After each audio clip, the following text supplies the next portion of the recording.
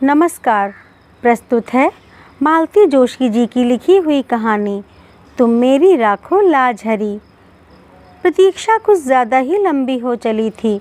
बरामदे में बैठे सब लोग ऊँघने से लगे थे। तभी कॉरिडोर से आती भारी पदचाप सुनाई दी और सबके सब एकदम सतर्क हो गए। यह अस्पताल की चिरपरिचित सिस्टर लोगों की सौम्य किंतु सधी हुई पदचाप नहीं थी, बल्कि पुलिस के जूतों की भारी भरकम आवाज़ थी। पुलिस का वह सिपाही हमारे सामने से गुजरता हुआ बाहर निकल गया। कुछ ही पल बाद वह लौटा तो अकेला नहीं था, इंस्पेक्टर शुक्ला भी उसके साथ थे। होश में आ गई हैं शायद, एक सम्मिलित स्वर उभरा। संभवतः मैं उठ खड़ी हुई, पर मुझे इशारे से वहीं रोक दिया गया। मन मारकर मैं बैठ गई। अब सबकी चौकन्नी नज़र मुझ पर थी। उसकी माँ, उसका भाई, उसकी बहन, सब मुझे घूर रहे थे। उनकी नज़रों में एक अभियोग साफ साफ झलक रहा था। उन घूरती हुई आँखों से बचने के लिए मैं बाहर लॉन में आकर बैठ गई। उस छोटे से लॉन में कई लोग बैठे हुए थे, सब अपनी अपनी मुसीबत के मारे, सब अपनी अपनी चिंताओं में डूबे हुए। मेरी ओर देखने की किसी को फुर्सत नहीं थी। कोई नहीं जानता था कि यहाँ जो औरत बैठी हुई है वह कल तक एक शहीद की माँ थी। पर आज मैं क्या कहूँ, यह तो संध्या का बयान ही तय करेगा। उसके परिजनों की आँखों में अगर अविश्वास, संशय या तिरस्कार है तो वह अस्वाभाविक नहीं है। संध्या को आत्महत्या के लिए प्रेरित करने के लिए अगर वे मुझे उत्तरदायी मान रहे थे तो इसमें आश्चर्य नहीं था। सास बहू का रिश्ता विवादास्पद ही होता है, फिर एक युवा सुंदर विधवा बहू के साथ तो लोग सामान्य रिश्ते की कल्पना भी नहीं कर सकते। खासकर बहू के नाम पर बैंक में एक मोटी रकम जमा हो तो यह संदेह और भी गहरा हो जाता है। ऐसी बहू के प्रत्याहरण का मोह शायद बहुतेरी सासों को होता होगा, पर मुझे विश्वास था कि संध्या मुझ पर यह तोहमत नहीं लगाएगी। इतना बड़ा झूठ वह बोल नहीं सकती। लेकिन अगर वह सच बोल गई तो तब उस शर्म को मैं कैसे झेल पाऊंगी। उस सच से तो कोई भी झूठ बेहतर है। मैं तो परमात्मा से प्रतिक्षण यही मना रही हूँ कि भले ही वह मुझे कटघरे में खड़ा कर दे, पर सच ना बोले। कल सुबह से मैं यहाँ अस्पताल में बैठी हूँ। खबर पाते ही बम्बई से उसकी माँ और भाई तथा दिल्ली से उसकी बहन आ पहुँची हैं। मेरी बेटी सविता भी लखनऊ से चल पड़ी है। अड़ोसी पड़ोसी, नाते रिश्तेदार अस्पताल के चक्कर लगा रहे हैं। बारी बारी से आकर कुशल क्षेम पूछ रहे हैं, चाय नाश्ते की पेशकश कर रहे हैं। पर सविता के पापा शर्मसार होकर घर में ऐसे दुबक गए हैं कि एक बार झांकने भी नहीं आए। लोग समझ रहे हैं कि जवान बेटे की मृत्यु से वे इतना टूट गए हैं कि अब किसी नई त्रासदी का सामना करने की उनमें हिम्मत नहीं है। घर में बैठकर वे सबकी सहानुभूति और आदर बटोर रहे हैं और सारी जद्दोजहद से गुजरती हुई मैं सबकी नफ़रत झेल रही हूँ। संदेह भरी नज़रों से छलनी हो रही हूँ। इस हादसे के बाद मैंने प्राणपण से चाहा था कि संध्या अपने परिवार में वापस लौट जाए। मैंने बार बार यह संकेत दिया था कि हमें उसके रुपए पैसे से कोई मोह नहीं है। वह सब कुछ अपने साथ ले जा सकती है। उसके वहाँ रहने पर भी, इस घर पर भी, यहाँ की धन संपत्ति पर उसका हक बना रहेगा। अपना बुढ़ापा हम अकेले काट लेंगे। बस हमें इस जिम्मेदारी से मुक्त कीजिए। इस जिम्मेदारी के चलते तो मैं बेटे के लिए रोना भी भूल गई थी। जब उन लोगों की ओर से कोई पहल नहीं हुई तो मुझे ही निर्णय लेना पड़ा। सविता के साथ मैंने उसे पूरे साजो सामान के साथ बम्बई भेजा। उसके बैंक खाते के स्थानांतरण की व्यवस्था भी कर दी। लेकिन 15 दिन भी नहीं बीते थे कि वह बैरंग चिट्ठी की तरह लौट आई। साथ में उसकी माँ भी थी। समदिन ने हाथ जोड़कर कहा, बहन जी, आपका इतना बड़ा घर है, लड़की कहीं भी पड़ी रहेगी, आपकी सेवा करके जिंदगी गुजार देगी। यह घर तो उसी का है, वह जब चाहे यहाँ आ जा सकती है। मैंने तो आपने कुछ अच्छा ही सोचा होगा, मैं जानती हूँ। घर की बात बाहर उछालनी नहीं चाहिए, पर आप तो अपनी हैं, आपसे क्या छिपाना। इसके पिता की मृत्यु के बाद उस घर में बहू का राज हो गया। राज क्या है, पूरा रावण राज है। हम माँ बेटी ने कैसे दिन गुजारे हैं मैं जानती हूँ। इसीलिए मैंने इसकी पढ़ाई भी पूरी नहीं होने दी, जल्दी शादी कर दी।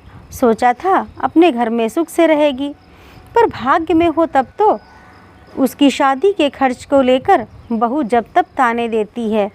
अब अगर वह हमेशा के लिए आ गई तो वह हमारा जीना मुश्किल कर देगी। लेकिन वहाँ रहने की ज़रूरत ही क्या है, हम लोग एक अच्छा सा फ्लैट ले लेंगे। आप उसके साथ बनी रहिए, हमें भी फिक्र नहीं रहेगी। लेकिन मैं तो सब दिन बैठी नहीं रहूँगी। उसके बाद बहन, हम भी कोई अमर पट्टा लेकर नहीं आए हैं, जाना तो हमें भी है, और जितनी जल्दी चले जाएं उतना अच्छा। पर जाने से पहले उसका ठिकाना करके जाना है। अच्छा घर वर देखकर उसकी शादी कर देनी है। इतनी बड़ी पहाड़ सी जिंदगी वह अकेले कैसे काटेगी। तो बहन जी, यह काम भी आप ही कर सकती हैं। भाई साहब आपके साथ हैं, मेरे पास तो कोई साधन भी नहीं है। इसके भाई भाभी लालच में आ गए तो दूसरी शादी भी नहीं होने देंगे। जिंदगी भर इसके पैसों पर कुंडली मारकर बैठ जाएंगे। आपको अपने बेटे पर जरा भी एतबार नहीं है। बेटा अपना है तो क्या हुआ, बहू तो पराए घर से आई है। बेटा भी अब उसी की आंख से देखता है, उसी के कान से सुनता है। अपना दिल दिमाग सब उसने बीबी के पास गिरवी रख छोड़ा है। इसके बाद कुछ कहने का सवाल ही नहीं था। एक कोशिश मैंने और की थी, उसकी डॉक्टर बहन के सामने भी प्रस्ताव रखा था। यूँ तो वह संध्या से 10 साल बड़ी थीं, पर बहन बहन ही होती है, कुछ तो लगाव होगा ही। हमारी तुलना में तो वह ज़्यादा अपनी होंगी। हम लोगों का साथ ही कितना था, कुल जमा 1.5 साल। उससे भी आधे दिन वह पति के साथ या फिर पीहर में रही थी। लेकिन उसकी बहन ने भी मेरा अनुरोध स्वीकार नहीं किया। बोली, आंटी जी, डॉक्टर हूँ मैं, दिन में 15 घंटे बाहर रहती हूँ, कभी कभार रात को भी जाना पड़ जाता है। इनका क्लिनिक घर पर ही है, कभी कोई ऊंच नीच हो गई तो मुसीबत होगी। मतलब वह कोई खतरा लेना नहीं चाहती थी। अब उसे कैसे समझाती कि इसी ऊंच नीच का तो मुझे भी डर है, इसीलिए तो मैं तुम सबकी चिरौरी कर रही हूँ। कैसे कहती कि औरत, खासकर अकेली औरत, इनकी कमजोरी है। पर अपने पति के बारे में यह सब कहना अपने आप को गाली देने जैसा है। इसीलिए तो सारी उम्र ओट सीकर इस दर्द को पीती रही हूँ। जानती हूँ कि जब पुरुष की नीयत खराब होती है तो जाति, उम्र, रिश्ते, सारी चीज़ें गौड़ हो जाती हैं। उसके चलते मैंने कितनी नौकरानियों को भुगता है मैं ही जानती हूँ। रिश्ते की बहनों और ननदों की मैंने मजबूरन चौकीदारी की है। पड़ोसिनों से भी कभी दुआ सलाम के आगे संबंध नहीं बढ़ने दिए। पूरी ज़िंदगी बहुत चौकस रही हूँ मैं, घर की इज्जत पर आँच नहीं आने दी। पर अब मुझसे यह सब नहीं हो सकेगा। टूटा हुआ मन और थका हुआ शरीर लेकर मैं पराई लड़की की जिम्मेदारी कैसे संभाल पाऊंगी। मेरा मन उसी दिन कांप गया था जब शोक से बेहाल संध्या को इन्होंने अंक में भर लिया था। दुख की उस कातर घड़ी में सोचने समझने की शक्ति लुप्त हो गई थी। फिर भी वह दृश्य मेरे अवचेतन में उतर गया था। अपनी सूजी हुई आंखें लेकर सविता ने उसी क्षण मेरी ओर देखा था। पल भर को हमारी नज़रें मिली थीं और उसने तुरंत आगे बढ़कर संध्या को गले लगा लिया था। बेचारी लड़की अपने पापा के चरित्र के इस पहलू को जानती है, इसीलिए अतिरिक्त रूप से सजग रहती है। घरेलू पार्टियों में जब पापा ज़्यादा बेतकल्लुफ़ होने लगते हैं तो वह वितृष्णा से मुंह फेर लेती थी। पापा अगर उसकी सहेलियों की चोटी खींचते, पीठ पर धौल जमाते या गाल में चिकोटी लेते तो उसका चेहरा तमतमा जाता। मुझसे अक्सर कहती, मम्मा स्कूल में आप ही आया करो। पापा बिना बात के मेम की साड़ी वाड़ी की तारीफ़ कर देते हैं, बड़ा ऑकवर्ड लगता है। मैंने कितनी बार कहा है कि हम लोग अंग्रेज़ नहीं हैं, हमारे यहाँ किसी महिला के कपड़ों की तारीफ़ करना, हेयर स्टाइल या जूड़ी बिंदी पर कमेंट करना अच्छा नहीं समझा जाता। पर इन्होंने कभी मेरी बात नहीं मानी, उल्टे मुझ पर बिगड़ते। तुम्हारा तो दिमाग ही खराब है, हर बात का गलत मतलब निकाल लेती हो। तो संध्या का मेरे पास रहना तय हो गया। मुझे लगा जैसे मैंने अपने आंचल में अंगार भर लिए हैं। 15-20 दिन सविता को मैंने रोक लिया। वह साये की तरह संध्या के साथ बनी रही। पर वह भी कितने दिन रहती, उसका भी घर बार बच्चे थे, बूढ़े सास ससुर थे, उसे तो जाना ही था। अपनी मुसीबत हमें भुगतनी ही भुगतनी थी। अपना दुख पीकर मैं बहू के घाव सहलाने में जुट गई, पर इन्होंने मुझे मौका ही नहीं दिया। उसका पूरा भार इन्होंने अपने ऊपर ले लिया। इनकी सारी दिनचर्या उसी धुरी पर घूमने लगी। सुबह शाम पेपर पढ़ना, न्यूज़ सुनना, सीरियल्स देखना, सब साथ साथ होने लगा। दोपहर में कैरम या लूडो खेला जाता, उसे ब्रिज का गेम सिखाया जाता। उसके लिए लाइब्रेरी लगवाई गई, उसके लिए नई नई कैसेट्स और सीडी घर में आने लगीं। फिर एक दिन इन्होंने घोषणा की कि वे संध्या को ड्राइविंग सिखाएंगे। मैंने कहा, देखिए, जो कुछ दिल बहलाव करना है घर में बैठकर कीजिए। बाहर 4 लोग देखेंगे तो 4 तरह की बातें करेंगे। लोगों को किसी के सुख दुख से कोई मतलब नहीं होता, वे बस बातें करना जानते हैं। लड़की नाहक बदनाम हो जाएगी। वे एकदम भड़क गए। क्या दकियानूसी सासों की तरह बात करती हो? जिंदगी भर क्या उसे घर में कैद करके रखोगी? जिंदगी भर ना सही, पर कायदे से साल 6 महीने तो घर में रहे। फिर अपनी ही बात काट कर मैंने कहा, हम लोग उसे कॉलेज में दाखिला क्यों नहीं दिलवा देते? वह अपनी छूटी हुई पढ़ाई पूरी कर लेगी। कल को अगर नौकरी करनी हो तो हाथ में ढंग की डिग्री तो होगी। नौकरी क्यों करेगी? क्या तुम्हारे घर में उसके लिए खाने को नहीं है? ओफो, नौकरी की बात तो मैंने यूं ही कह दी थी। मैं तो यह कह रही थी कि कॉलेज जाएगी, थोड़ा खुली हवा में सांस लेगी, हम उम्र लोगों के बीच रहेगी तो उसे भी अच्छा लगेगा। हम लाख कोशिश करें, उसकी उम्र के तो नहीं हो सकते ना। बल्कि मनीष की मृत्यु ने तो मुझे 10 साल और आगे लाकर पटक दिया है। लिहाजा यही तय हुआ। संध्या कॉलेज जाने लगी। उसे एमए इंग्लिश में दाखिला मिल गया। शाम को 5 से 6 तक एक कंप्यूटर क्लास ज्वाइन कर ली। दोनों जगह उसे लाने ले जाने का जिम्मा इन्होंने ले लिया। मैं कहती, उसे एक स्कूटी ले दो ना, इस उम्र में यह बेगार आप कब तक ढोएंगे? वे कहते, मुझे और काम भी क्या है, उतना ही समय कट जाता है।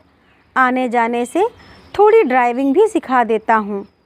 2 व्हीलर तो मैं उसे आज ले दूँ, पर कॉलेज इतनी दूर है, उसके घर लौटने तक हमारी जान सांसत में बनी रहेगी। आजकल के लड़के भी कम शरारती नहीं होते। मैं जाता हूँ तो थोड़ा रौब रहता है, ज़्यादा बदतमीजी नहीं करते। इन्होंने तो अपना वक्त बांध लिया था, पर मेरा समय काटे नहीं कटता था। 3 प्राणियों के परिवार में मैं एकदम अकेली पड़ गई थी। गृहस्थी से मन उचट गया था, फिर भी उसे ढोना पड़ रहा था। भूख प्यास गायब हो गई थी, फिर भी दोनों वक्त रसोई में सिर देना पड़ता था। जिस दिन भी थोड़ी कोर कसर रह जाती, वे फौरन कहते, हम लोग तो बूढ़े प्राणी हैं, खिचड़ी खाकर भी जी लेंगे, पर इस लड़की का तो कुछ ख्याल करो। वह तो अपने मुंह से कुछ कहने से रही। 3-4 महीने बाद सविता फिर एक बार चली आई। लाख ससुराल में थी, पर उसका मन तो वहीं अटका हुआ था। जानती थी कि भाई की मृत्यु के बाद मम्मी पापा कितने अकेले पड़ गए हैं। आते ही बोली, मम्मा तुम्हें क्या हो गया है? बीमार हो क्या? इन 4 महीनों में तो तुम आधी भी नहीं रह गई हो। मैंने सूखी हंसी हंसकर कहा, अब इस जन्म में तो मैं मुटाने से रही, तुम्हारा भाई मुझे ज़िंदगी भर का रोक दे गया है।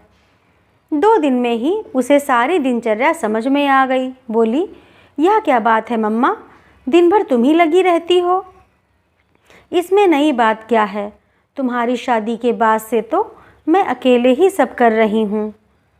पर अब तो घर में संध्या है, उसे तुम्हारा हाथ बटाना चाहिए। पर उसके पास समय कहाँ है? क्यों? सुबह उसका कॉलेज होता है, ठीक है, पर शाम का खाना तो बना सकती है ना। सच कहूँ सवी, अब उससे कुछ कहते भी संकोच होता है। लगता है वह इस घर में मेहमान है। कहने की ज़रूरत ही क्या है, उसे खुद सोचना चाहिए। शायद अब उसको भी इन चीज़ों में रस नहीं रह गया है। पहले जब आती थी मुझे रसोई में घुसने नहीं देती थी। सुबह शाम नई नई चीज़ें बनाकर खिलाती थी। अब उसका भी मन हट गया है और ठीक भी है, या उसकी गृहस्थी तो नहीं है, वह तो बस समय काट रही है। और सच तो यह है कि हम सब अपना अपना समय काट रहे हैं। और ये पापा क्या कर रहे हैं? एकदम उसके ड्राइवर ही बन गए हैं। शाम का तो चलो ठीक है, पर सुबह तो अपने से जा सकती है, ना हो तो उसे एक स्कूटर ले दो। यह बात तुम उन्हीं से कहना। और सचमुच इस बार वह डरी नहीं, सवाल कर ही डाला। बोली, पापा हमें तो याद नहीं आता कि आपने हमें कभी कॉलेज छोड़ा हो या लेने आए हों।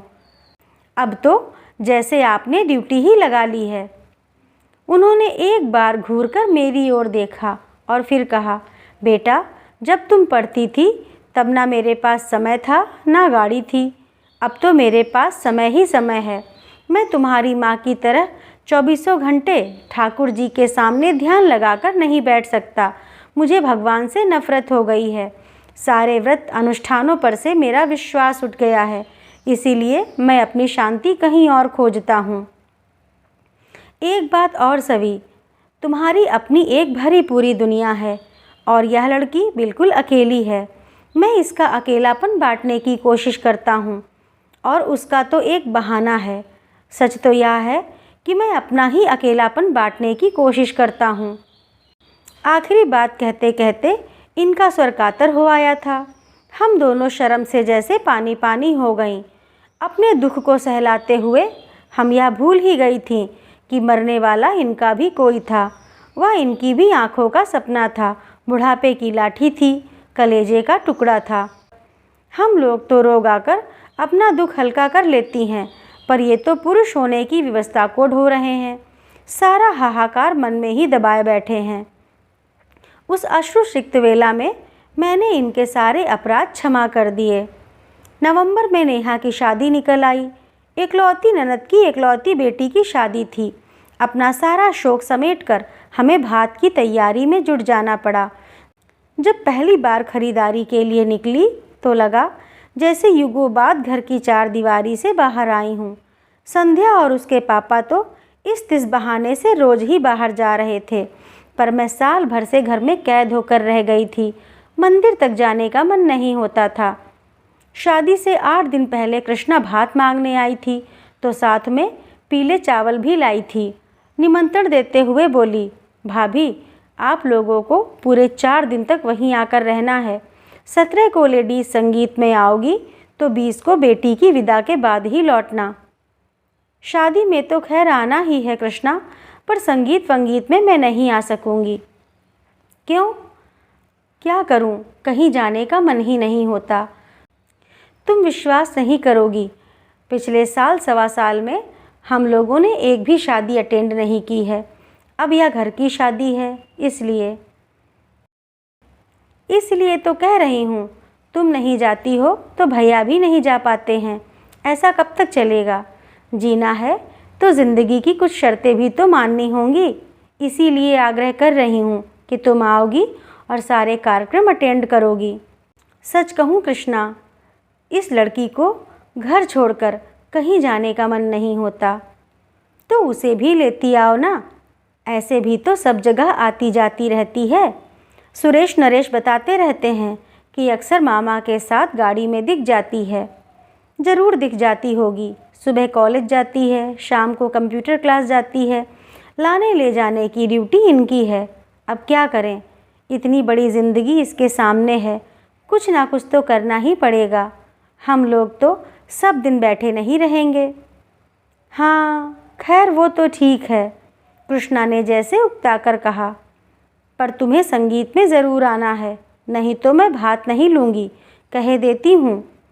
और बहू को भी ले आना, उसका भी मन बहल जाएगा। तुम जरा अपने से कह देती, मैंने दबी ज़बान से कहा, पर कृष्णा ने ध्यान नहीं दिया। बहुओं को इतनी लिफ्ट देने के पक्ष में वह नहीं थी। बोली, तुम लोगों से कह तो दिया, वह क्या तुमसे अलग है? कभी कभी दो शब्द भी लोगों को कितने भारी पड़ जाते हैं। बड़ी मुश्किल से संध्या को राजी किया जा सका। उसके बाद दूसरी समस्या आई। मम्मी जी, मैं क्या पहनूं? यह बात नहीं कि उसके पास कपड़ों की कमी थी, वह तो रोज़ ही बाहर जा रही थी, अपनी मनपसंद पोशाक और मनपसंद रंग पहन रही थी। मैंने कभी टोका टाकी नहीं की, मेरा तो उस ओर कभी ध्यान भी नहीं गया। पर यह प्रसंग अलग था और इस बात को संध्या भी समझती थी। वहाँ उसे एकदम वैरागिन बनाकर तो नहीं ले जाती, फिर भी कुछ सतर्कता बरतनी ज़रूरी थी। वहाँ तमाम जाति बिरादरी की महिलाएं होंगी, कृष्णा के ससुराल वाले भी होंगे। जरा सी चूक हुई नहीं कि सबको चर्चा के लिए विषय मिल जाएगा। अपनी सारी अलमारी खंगाल कर मैंने उसके लिए मोतिया रंग की एक साड़ी निकाली। मोती मूंगे वाला एक हल्का सा सेट निकाल कर दिया। उसका सहज सौंदर्य उतने से ही खिल उठा। अपने लिए मैंने उससे भी हल्के रंग की एक चंदेरी निकाल ली। इन्होंने देखा तो बेहद नाराज़ हुए। तुम दोनों मेरी बहन के यहाँ मंगल गीत गाने जा रही हो या मातम करने? मैंने कहा, प्लीज़ आप हमारे बीच में ना पड़िए। 4 लोगों के बीच में ज़रा सोच समझ कर ही जाना होता है। फिर ये कुछ नहीं बोले, पर पूरे समय मुंह फुलाए रहे। हम लोग जब पहुँचे तो कार्यक्रम शुरू हो चुका था। नेहा की सहेलियाँ किसी फिल्मी गीत पर नाच रही थीं। हम लोगों के पहुँचते ही कुछ क्षण को नृत्य रुक गया। सबकी आंखें संध्या की ओर उठ गईं। उन आँखों में कौतूहल था, करुणा थी, ईर्ष्या थी और उपहास भी। कृष्णा ने आगे बढ़कर मुझे अंक में भर लिया और वरिष्ठों की पंक्ति में लाकर बिठा दिया। संध्या असमंजस में थोड़ी देर तक खड़ी रही, फिर चुपचाप मेरे पास आकर बैठ गई।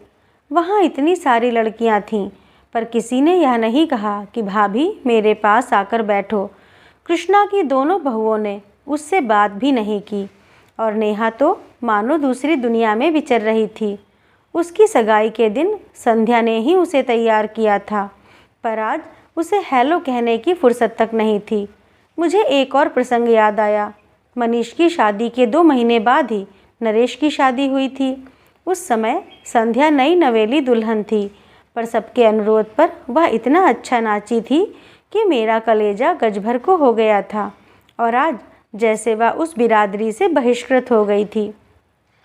करीब 9 बजे के आसपास इन्होंने मुझे बुलाया। बोले, ये गाना बजाना तो शायद 12 बजे तक चलेगा, मैं निकलता हूँ। सुरेश या नरेश कोई तुम लोगों को छोड़ देगा। आपका खाना पुरुषों की पंगत हो चुकी है, अब तुम लोग आराम से खाती पीती रहना। तभी देखा संध्या मेरे पीछे आकर खड़ी हो गई और धीरे से बोली, मम्मी जी, मैं भी पापा के साथ चली जाऊं। एक क्षण मन में दुविधा सी हुई, पर मैंने देखा उसकी आंखें एकदम डबडबाई हुई सी थीं। लगता था अब बरसीं कि तब बरसीं। जाओ, मैंने कहा और वे दोनों चले गए। वापस आकर बैठी तो कृष्णा की ननद ने पूछा, बहू रानी चली गई? हाँ, मैंने कहा और अनायास मेरा आक्रोश फूट पड़ा। बैठकर करती भी क्या? ना उसे मेहंदी रचानी थी, ना महावर लगवाना था, ना गाना गवाना था, ना ठुमके लगाने थे। जिसके लिए आई थी वह अपने में ही मगन है। उसने भाभी की ओर झांका भी नहीं। सुरेश नरेश की बहुएं उससे ऐसे छिटक रही थीं जैसे छू जाएगी तो कोई अनर्थ हो जाएगा। कितनी लड़कियां हैं यहाँ पर, किसी ने पास बैठने तक के लिए नहीं कहा। बेचारी बड़ी बूढ़ियों के बीच बैठी रही। वह तो आने के लिए कतई तैयार नहीं थी, मैं ही ज़बरदस्ती लिवा लाई और अब पछता रही हूँ। नाहक उसके घाव हरे कर दिए। और यह सब कहते हुए मैं पता नहीं कब सुबकने लगी। घाव संध्या के ही नहीं, मेरे भी हरे हो गए थे। मनीष की मृत्यु का यह नया पहलू अपने भयावह रूप में मेरे सामने आया था और मैं दहल गई थी। उधर कृष्णा की जिठानी भुनभुना रही थी। शादी वाले घर में रोकर असगुन कर रही हैं। इन्हें किसने बुला लिया? मैंने बुलाया है। कृष्णा ने कड़क कर कहा। भाभी हैं मेरी, नहीं आ रही थीं, फिर भी मैं जिद करके लाई हूँ। क्या पता था? प्लीज़ कृष्णा, मैंने उसका हाथ पकड़ लिया। मैं पहले ही बहुत शर्मिंदा हूँ, मुझे और शर्मिंदा मत करो। इसके बाद महफिल तो एक तरह से उखड़ ही गई थी। फिर भी खाते खिलाते 12 बज गए। उन लोगों ने शादी के लिए एक वैन ले रखी थी, उसी से सबको घर घर छोड़ा। बेल बजाते हुए सोच रही थी कि ये छूटते ही पूछेंगे इतनी जल्दी कैसे आ गई, पर मैं कुछ बताऊंगी नहीं। मुझे ही डांट पड़ेगी कि वहाँ तमाशा करने की क्या ज़रूरत थी। पर इन्होंने कुछ नहीं पूछा। दरवाज़ा खोलकर चुपचाप बिस्तर पर चले गए। रोज़ 12 बजे तक चलने वाला टीवी भी आज बंद था। कपड़े बदलते हुए देखा, इनके बाएं हाथ पर पट्टी बंधी हुई थी। मेरी पुरानी साड़ी को फाड़कर बेतरतीब सी बांधी हुई थी। यह हाथ में क्या हुआ? कट गया? कैसे? थोड़ी देर चुप रहे, फिर बोले, दरवाजे में आ गया था। दरवाजे में कैसे? इन्होंने कोई उत्तर नहीं दिया। करवट बदलकर लेट गए। ठीक तो है, जब हमें कोई तकलीफ़ होती है किसी की पूछताछ भी अच्छी नहीं लगती। कुछ लगाया था? डेटॉल लगाया था। इनके स्वर में बेजारी थी। बाथरूम जाते हुए देखा, खून के छींटों की एक कतार सी थी। वॉश बेसिन में भी छींटे थे। शायद पानी की धार के नीचे हाथ रखा होगा। फिर कुछ पूछने का मन हुआ, पर इनकी नाराज़गी के डर से चुप रही। बाल्टी में साबुन घोलकर मैंने पूरे फर्श पर पोंछा सा लगा दिया। पोंछा लगाते हुए अचानक याद आया, संध्या सो गई? पता नहीं। उसने कुछ खाया कि नहीं? वहाँ से तो वैसी ही चली आई थी। पता नहीं, तुम ही पूछ लो। मुझे आश्चर्य हुआ। और दिन तो मुझसे ज़्यादा इन्हें इसकी फ़िक्र रहती थी। उसकी सुख सुविधा का ध्यान मुझसे ज़्यादा ये ही रखते थे। कई बार तो इस बात पर हम लोगों की झड़प भी हो जाती थी। मैंने दोबारा इनसे कुछ पूछना ठीक नहीं समझा। खुद ही उसके कमरे में चली गई। दरवाज़ा बंद था। संध्या सो गई क्या? मैंने आवाज़ लगाई, पर शब्द जैसे मेरे मुंह में ही जम गए। संध्या के दरवाजे के पास भी खून की बूंदें थीं जो हमारे कमरे तक चली आई थीं। मेरा माथा ठनका, पर मैं कुछ नहीं बोली। चुपचाप एक बाल्टी उठा लाई और पोंछना शुरू कर दिया। उसी समय फ़ोन की घंटी बजी। ये कुछ क्षण मेरी प्रतीक्षा करते रहे, फिर उठा लिया। आवाज़ दी, कृष्णा का फ़ोन है तुम्हारे लिए। कह दो सुबह बात कर लूँगी। जानती थी इतनी रात गए उसी का फ़ोन होगा। शाम को जो कुछ हुआ उसकी सफाई देनी होगी। उस समय वह बात कितनी बड़ी लग रही थी, पर अब यहाँ जो कुछ हुआ उसके मुकाबले में वह कितनी छोटी और अर्थहीन लग उठी थी। इतनी रात को फ़ोन किया है तो कोई ज़रूरी बात ही होगी, बात कर लो ना। कहते हुए ये कॉर्डलेस लेकर बाहर आ गए, पर वहीं ठिठक गए। बाल्टी पर दोनों हाथ रखकर मैं उन्हें अपलक देखती रही।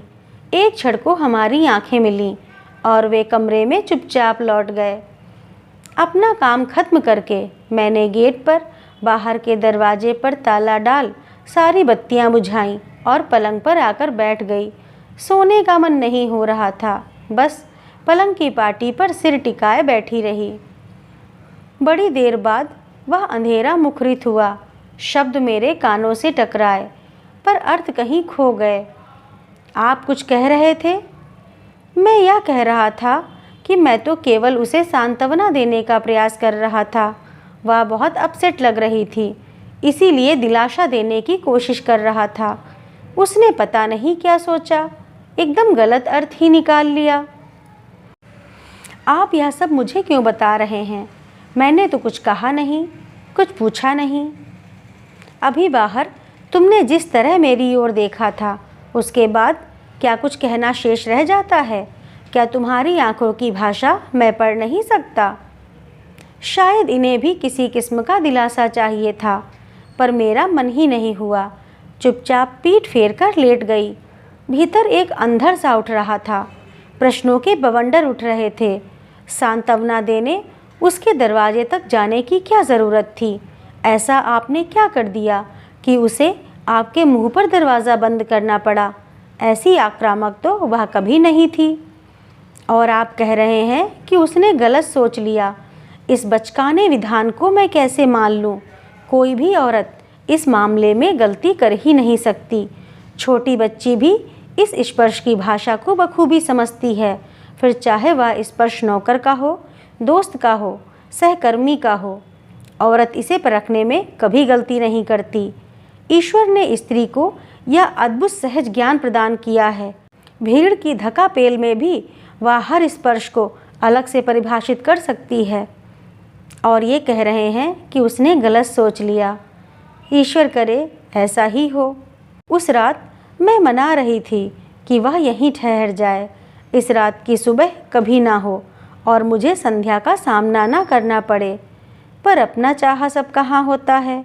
घड़ी के कांटों के साथ रात धीरे धीरे सरकती रही।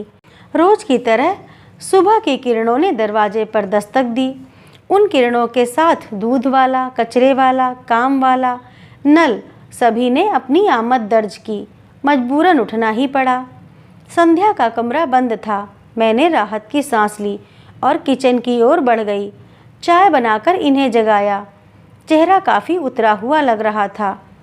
या अपराध बोध था या दर्द।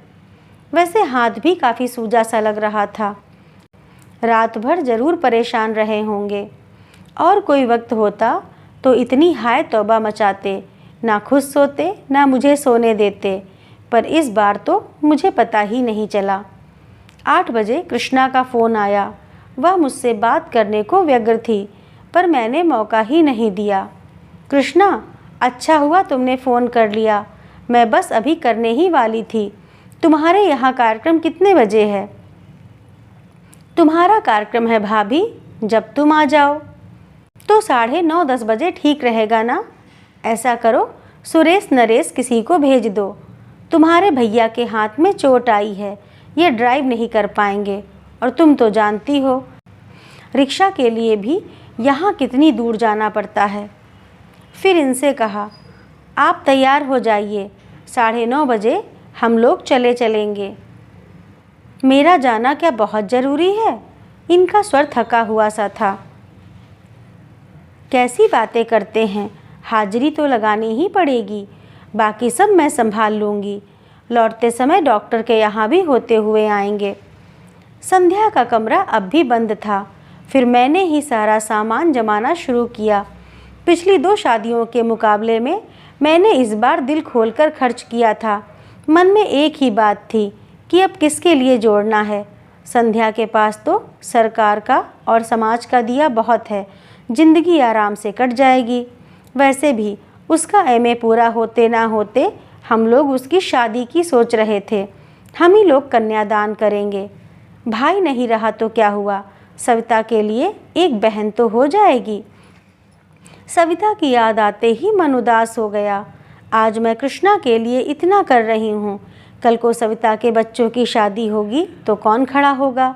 उसकी सास की बाईपास ना हुई होती तो सविता आज यहाँ होती, तब वह भी मेरी तरह उदास हो जाती। ठीक 9 बजे नरेश गाड़ी लेकर आया। संध्या का कमरा तब भी बंद था। जब तक ये तैयार हुए, मैंने और नरेश ने मिलकर पूरा सामान गाड़ी में जमा दिया।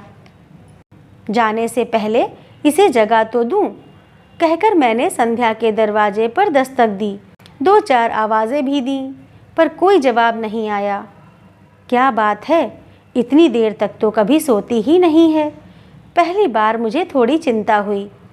नरेश, कल रात वहीं से लौटकर कमरे में जो गई है तो बाहर ही नहीं निकली, कहीं तबीयत तो खराब नहीं है?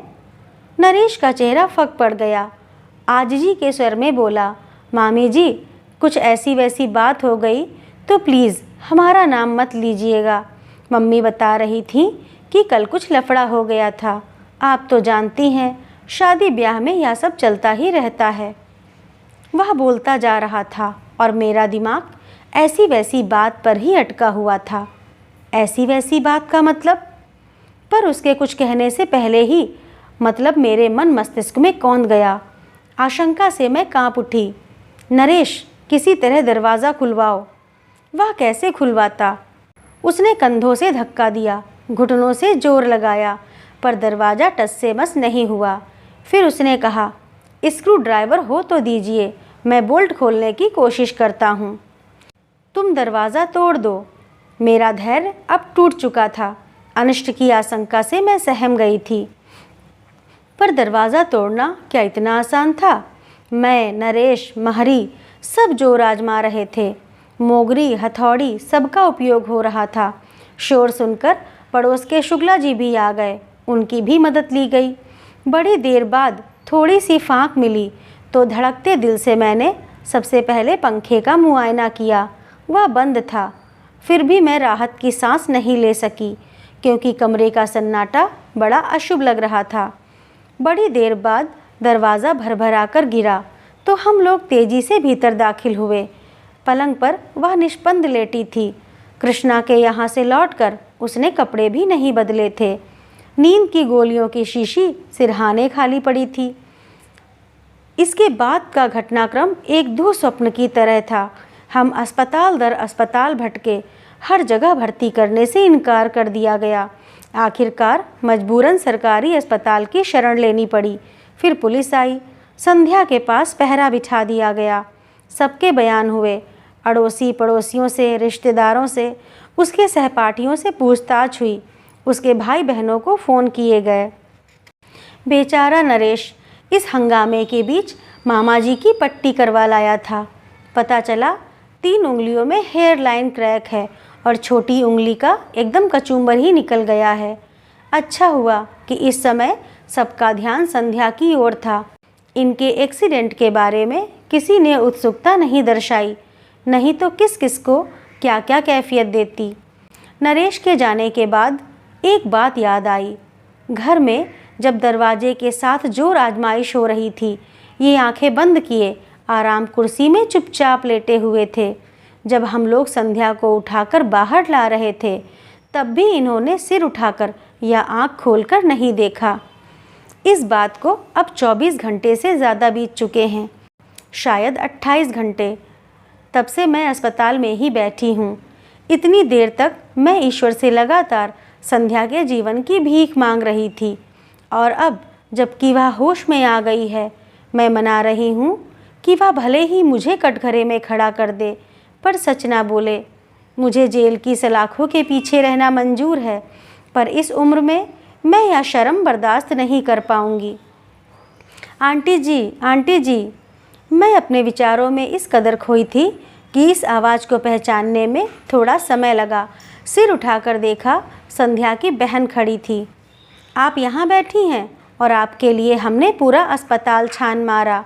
उसका स्वर एकदम शांत था और मैंने गौर किया, चेहरा भी तनाव रहित था। फिर भी मैंने डरते डरते पूछा, संध्या कैसी है? अब खतरे से बाहर है, पर कमजोरी तो अभी रहेगी। चलिए ना, आपको बहुत याद कर रही है। मैंने उठना चाहा, पर पाँव जैसे जम से गए। उसी ने सहारा देकर उठाया। चलते समय भी उसने मेरा हाथ नहीं छोड़ा। आप लोग उस दिन किसी शादी में गए थे? चलते हुए उसने पूछा। हाँ, क्यों? मेरा गला सूखने लगा था। वह बता रही थी कि मनीष की मृत्यु के बाद पहली बार ऐसे फंक्शन में गई थी, इसीलिए उस माहौल को बर्दाश्त नहीं कर सकी। संध्या ही क्यों, साल भर से हम लोग भी किसी शादी में नहीं गए, पर यह घर का मामला था, जाना पड़ा। वही तो आप दोनों की बड़ी तारीफ कर रही थी, कह रही थी कि आप लोगों ने कभी एहसास नहीं होने दिया कि वह विधवा है, इसीलिए वह भी इस सच को भूल सा गई थी। पर शादी में जब इसी सच का सामना करना पड़ा तो उसे धक्का लगा, वह सह नहीं पाई। यह तो कहिए कि समय से इलाज हो गया, वरना। ईश्वर तेरा लाख लाख शुक्र है, मैंने दोनों हाथ जोड़कर कहा। मेरे हाथ कांप रहे थे, आवाज़ लरज रही थी, पैर जवाब दे रहे थे। 2 दिनों की भूख प्यास, अनिद्रा और दुश्चिंता सब एकदम मुझ पर हावी हो गए। 2 कदम चलना मेरे लिए दूभर हो गया। लड़खड़ाकर मैं वहीं एक बेंच पर धम्म से बैठ गई। मुंह से बस इतना ही निकला, थैंक यू संध्या। तो दोस्तों, कैसी लगी आप लोगों को यह कहानी? अगर अच्छी लगी हो तो लाइक करिए, शेयर करिए और ऐसी ही और कहानियों के लिए मेरे चैनल को सब्सक्राइब करिए। धन्यवाद।